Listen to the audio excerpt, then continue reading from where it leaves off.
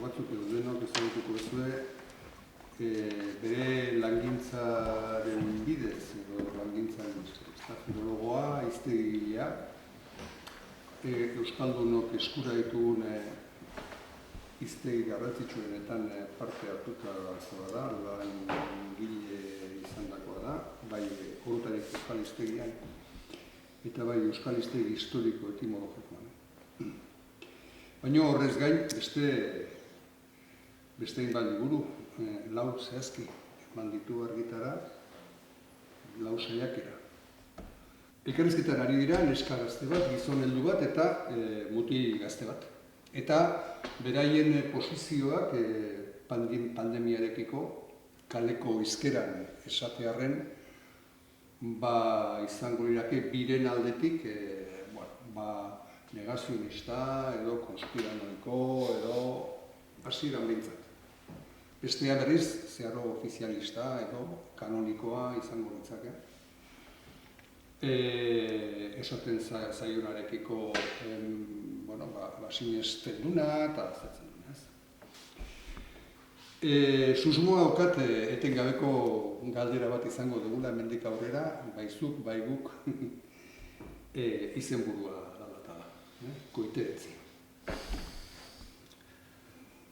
Koiteretzia da, COVID-19, azkar esan da, ez da bestek.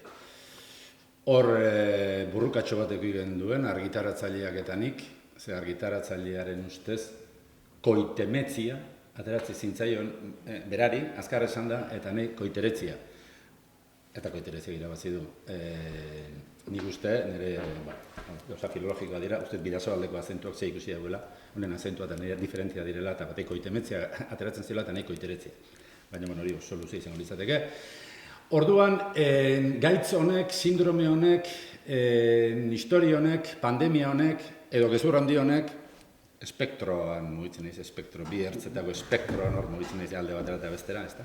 Hemengo jendia mugitzen da bezala, ez da? Jarrera desberdinagoen artean, mugitu egiten da, erristatu egiten da. Izena behintzat laboratoriokoa du. Gaiz baten izena izatea COVID-19 eta mundu guztian izen bakarra eukitzea uste dut historian lehenengo aldiz gertatu dela. Globalizazioa gauzena da, baina izenena ere, gaiz batek pentsa astanafarreria eta horiek nun gelditzen diren. Hizkuntza goitzen dozen ardi bat izen eukitzea gaiz batek. Ez honek mundu guztian izen bakarra. Beraz, izena laboratoriokoa du. Batzuen ustez izana ere laboratoriokoa du. Espektroaren barruan denetik dago.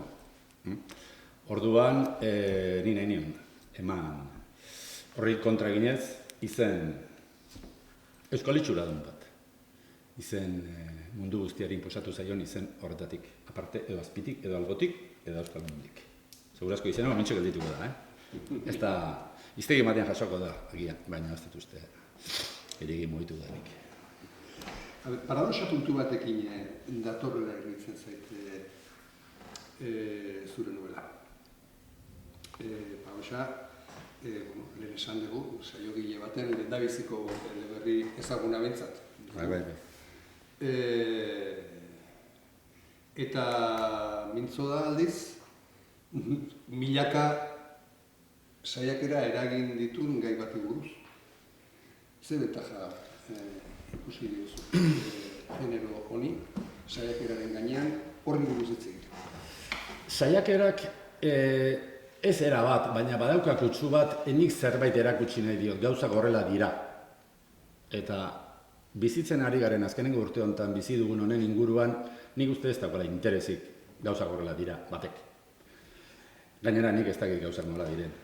Ez dago atera bateko gauza hauek hola dira. Orduan askoz interesgarriagoa iruditzen zait, espektro horren barruan dantzan dabiltzen jarrera desberdinen ahotsak entzutea. Ahotsak entzutea, zuk esan duzun bezala, baina bizitzanrekin nahastuak bezala. Zuk esan duzu, pentsamentuaren bilakaera dagoela, pentsamentuaren bilakaera dago, nolabai lotuta pertsonen bilakaerarekin, ze pertsonak hemen gauze gertatzen zaizkie. Pertsonei, beren buruarekin, egoerarekin, gizartearekin, eta beraien artean ere gauza gertatzen dira.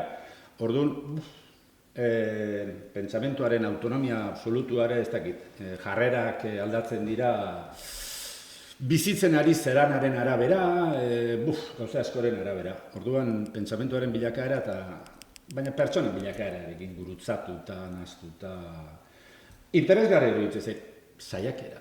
Saiakera nize demostratu behar dute, ez dakit. Elkarrizketa moduan, ez da? Elkarrizketa novela, bai, novela ez, hemen ez dagoen pertsona batek, esan du, hemen dagoen pertsona batek, esan dit, pertsona horrek esan duela, hau ez dela novela. Ibon Sarasola jaunenatik ari naiz. Hau ez da novela. Zilegi bekit hori izatea.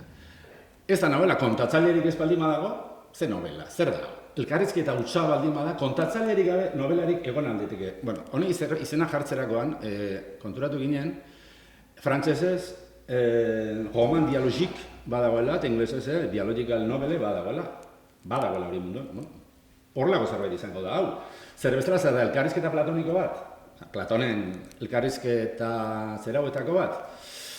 Ez dakit, danala, xelebria izango litzateke elkarrizketa platoniko bat irakasmenik gabe edo, hau da nik irakatsi nahi duena ikusiarazi nahi dizuetana, nire ustez gauzak hau da gertatzen da gauzak horrela dira.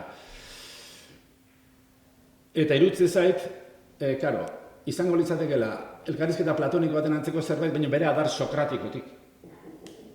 Esan nahi nuke, Platonen elkarrizketan Sokrates agertzen baldin bada Sokratek ez du dotrinarik erakusten. Sokratesek mila bueltak ematen dizkio gauzai eta ez du esaten mundu horrela da, ez dago darik Sokratesen, bueno, ez dakit. Baina pertsonaiei hemen gauzakeri gertatzen zaizkie. Orduan, bada novela, bada, ze antzerkia izateko luzegia da. Koiteritzean gauza asko daude gozagarriak, irakurlerentzako gozagarri direnak. Eta nik egiten bat azmeratuko nuke, liburu aurkezten ari garen honetan, eta da, erregistro aukeratu duzu idazkera erregistroari, ahozkotasunetik ingertu. Ez nuke esango, ez dakit asmoa da, baina ez dut esango nuke, eredurik proposatzen duzunik, ahozkotasunerako eredu posible bat. Danon, gero jende askoren kezka da, momentu enten bakizue. Bizitasun hori, euskara ahozko euskararen komunikagarritasuna, ez duzu planteatzen eredurik, baina nik gozatu dut ikaragarri zera proposatzen duzun modua irakurtzen. Gozatu dut, eta galdetu nahi nizuke, noraino dan alanbiketik datorrena, noraino dan komatxo, 7.000 milioi komatxo jarrita naturala, noraino ote duen eredutik zerbait, proposamenetik zerbait. Ez, eredu borondaterik ez du, eta proposamenik borondaterik ez du, ez daitela ateratzen eri zer proposatzea eta eredurik proposatzea, inundik ere. Hau zer da, hemen erabiltzen den hizkuntza da, hautsi-mautsi bat bezala, batu estandarra eta ahozko gauzak estandarrera ofizialki iritsi ez direnena. Da horrelako erdibideare ez dakit, zer den, kutsua eman nahi zaio benetako elkarrizketa bat dela. Karo, jendeak ez du horrela hitz egiten, ze hau da. Orduan, ze bidea aukeratu dut bada, gutxu gara estandarra 180an, baina erabiltzen dute sistematikoki nun. Bueno, adibidez ni bihozbelarek nun idaztea eskatzen diateria aspalditik. Bueno, haundi aspalditik idazten du nik. Hori katalan batek galdetu zidan. Zabadelko batek euskara ikasten ari zen batek galdetu zidan. Behin zergatik idazten da non, mundu guzti salbuespenik gabe, eta ala da, zaten maldi madu nun. Orduan, hola gauza sartzen da ontan, sartzen dira ez eskako zera dana etzara, eadi, enaiz. 3-4 dozen erdi bat gauzatxo erabiltzen ditut, bazpare, nahikoa jau, hortzeopa, holako besteipe, holako gauzatik kusu bat ematen diotelako zerrena. Izkera ez jasoarena edo.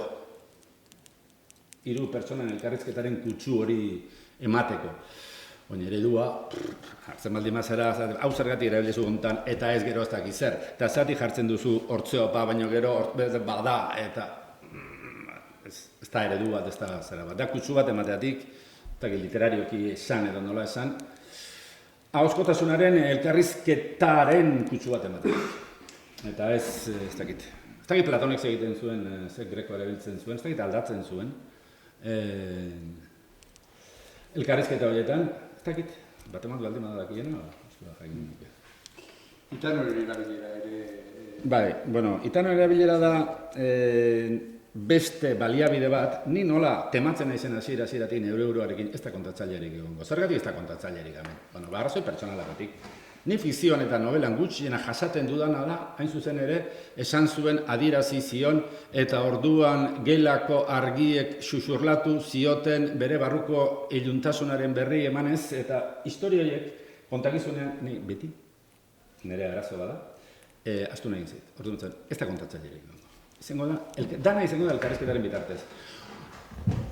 Izenak ere gehien bat, hemen, hiru simbolo txoren bitartez adierazten dira, izartxoa, hirukia eta laukia. Izartxoa, hirukia eta laukia dira. Gerokoak. Izartxoa, hirukia eta laukia. Orduan, beste baliabide batzuk erabili behar dira. Euskararen trataera erabiltzen ditut. Claro, gazteak zarrari zu esaten diote, zarrak mutilari toka, noka, gazteak elkarrekin, toka, noka, horrek. Ematen du, pista batzuk ematen ditu. Pista batzuk ematen du zein ari zaion.